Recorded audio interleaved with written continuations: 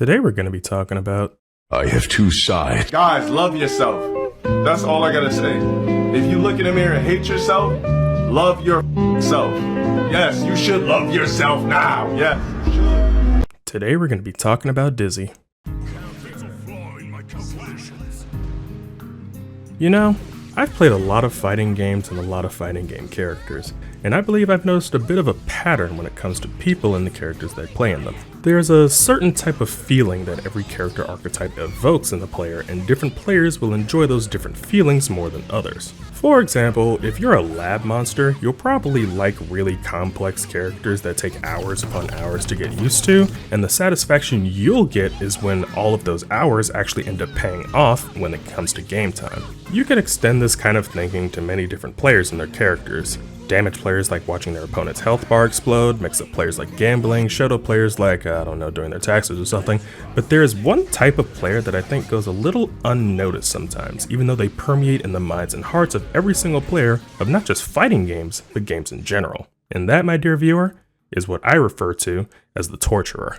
The Torturer player is a, with no exaggeration, fucking asshole who knows full well the frustration and anger that they are inflicting on their opponent and is enjoying every single second of it. It doesn't matter if the character is strong or well balanced or even if they win the match. The only thing that matters to them is making your experience the equivalent of wiping your ass with a goddamn cheese grater. And despite her appearance, I believe that our subject for today is one of those characters. Queen Dizzy is not a particularly strong character. She's not the fastest, or the toughest, or even got the most cake. But what she is a nice, pretty, soft-spoken nuclear time bomb designed to give you virtual titty twisters, and it's your own damn fault that you forgot the safe word. And as an Undernight Hilda player, you can probably guess that I love her. So, if you like zoning, if you like fishing, and if you've ever wanted to know if those jokes about Catholic girls are actually true, then let me explain to you why you should play Queen Dizzy in Guilty Gear Strive. In the sunset, the sky was a place with golden birds. Before the darkness, oh, how you took my hand. Carried by the wind. All that changed. Rolling the world of tears. Bathed in radiant dawn. I desire nothing from the flowing sands of time. A bolt of lightning shows me where to run. All that chill, haunting fairies home. Bathed in radiant dawn.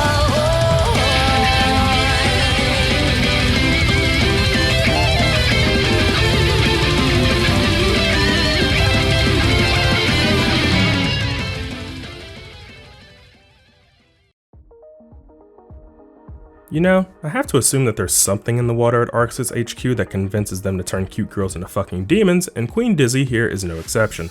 Dizzy is a set-play zoner type character, which basically boils down to her saying, "Hey, stay the fuck over there, I don't want to play the game yet." Queen Dizzy is a queen, and as a result will avoid touching anyone who makes less than 7 figures or has a skin tone darker than clapping when the plane lands. For you see, she has people to do that for her, namely your friend's weirdly hot mom and Grim from Billy and Mandy. Between Undine frozoning it up over here and Necro just beating you to death, Dizzy can make sure that you are over there instead of over here. But if you think that all she wants to do is zone you, haha, don't worry, we'll get to that. But first, move list. I will once again be going in ascending order of importance because it's my goddamn video. The first move we're going to talk about is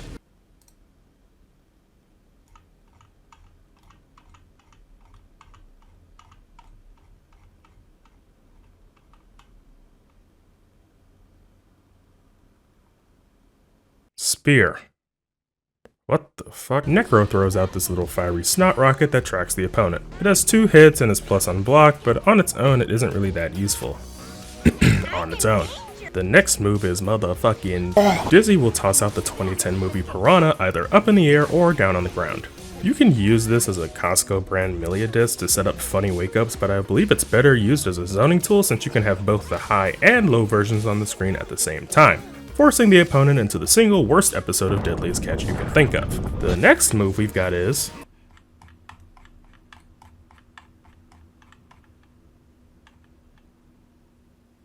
Spike. Can you actually catch fish with this? Dizzy summons up an ice pillar a set distance from herself with the sole goal of shoving the world's most uncomfortable butt plug straight up your ass with almost no warning. It does decent damage and is good for zoning, but the most important thing it does is put the opponent into frozen state. What is frozen state, you ask? Well, I'm glad to tell you, dear viewer. For you see, when you are in frozen state, you're frozen. Yes, with this move, or heavy slash, Dizzy plants your ass in place for one whole agonizing second in which she can do basically whatever she wants, and we're not even done yet. If you press forward slash or heavy slash after doing spike, Dizzy will decide to turn the stage into an Olympic ice rink. Not only does this completely screw with character momentum because it's, ice, but the next knockdown will be a hard knockdown, no matter who it is. And no matter which character you're playing, it'll probably happen to you. Hey, check it out. It's Yuri on Ice. This video took me 3 months, by the way. The next move is Michael's sword. Mike's sword. Sword of Mike. Apparently, they've got Crunchyroll in whatever kingdom Dizzy's in because she decides to whip out her fucking Zanpakuto and cut the damn universe in half like she's playing DMC5. With the light version being your main combo and block string ender, the real fun is with the heavy version. Cause this not only reaches full screen with massive chip damage, it also guard crushes, pushes you into the next housing district if you block it, and is a guaranteed hard knockdown if it hits. In general, both with Dizzy and in real life, you should follow my grandfather's simple advice. It does not matter how hot she is. In all things, avoid the blue-haired woman trying to hit you with a sword. Now, all of this seems pretty good, but the most astute of viewers might be wondering, Stretch, where's the mix-up? And you'd be correct. Aside from the chip damage on the sword, there isn't really anything stopping you from just holding down back and vibing it out against Dizzy. That is, until this last move. The final special move Dizzy has is Wings of Light, the only move that has a name that makes any damn sense. This move here is what turns Dizzy into Queen Dizzy, because with a simple action she will pull out these wings and do nothing. For 10 seconds. For 10 whole fighting game seconds, this move just sits here and looks pretty. But these 10 seconds are going to be the most stressful 10 seconds you are ever going to have fighting this character. Because after the 10 seconds are up, the wings will activate, doing damage based on her tension that is completely unblockable.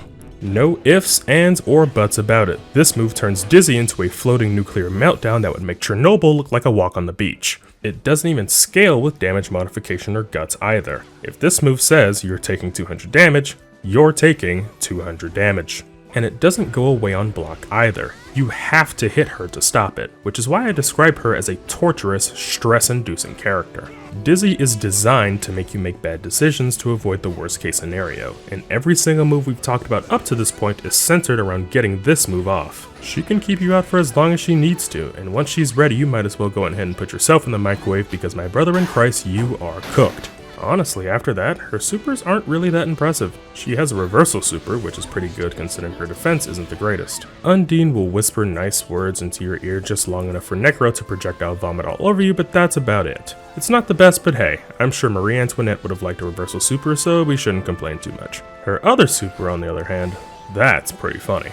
With the power of friendship and 100 meter, Dizzy will have an anime power-up moment and will remove you, your meter, your family, and your neighbor's dog from existence. I wish it was more than that, but nah, she just final flashes your ass and there ain't nothing regenerating that. But enough with the clerical work, what's playing Dizzy actually like?